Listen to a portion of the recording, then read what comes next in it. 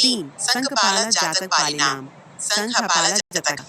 जातक संख्या 3 मुख्य पात्र संकपाल राजकुमार, बोधिसत्व, नाग, तपस्वी, शिक्षा, दया, त्याग और करुणा की विजय होती है।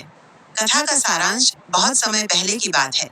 बोधिसत्व पूर्व जन्म में बुद्ध ने एक बार संकपाल नामक राजकुमार के रूप में जन्म लिया। वे अत्यंत करुणाशील, शांत चित्त और दयालु थे। वे सभी प्राणियों के प्रति प्रेम और सेवा की भावना रखते थे। एक दिन उन्होंने संसार की असारता को समझा और राजमहल का त्याग कर तपस्वी जीवन अपना लिया। वे जंगलों में रहकर साधना करने लगे, नाग की सहायता। एक दिन उन्होंने देखा कि एक नागराज सांप का राजा को कुछ शिकारी पकड़कर बहुत पीड़ा दे रहे हैं। वे उसे मारने ही वाले थे।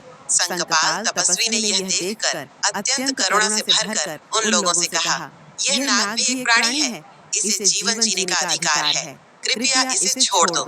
तपस्वी की करुणा और प्रभाव से शिकारी मान गए और नागराज को छोड़ दिया। नाग की कृतज्ञता। नागराज बहुत ही कृतज्ञ हुआ।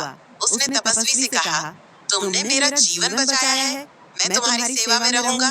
बाद में जब संकपाल तपस्वी पर किसी राक्षसी जनजाति ने हमला किया और उन्हें घायल कर दिया, तो वही नागराज अपने नागलोक से सहायता लाया और तपस्वी की प्राण रक्षा की। शिक्षा, नैतिक संदेश, करुणा और दया सबसे बड़ी शक्तियां हैं।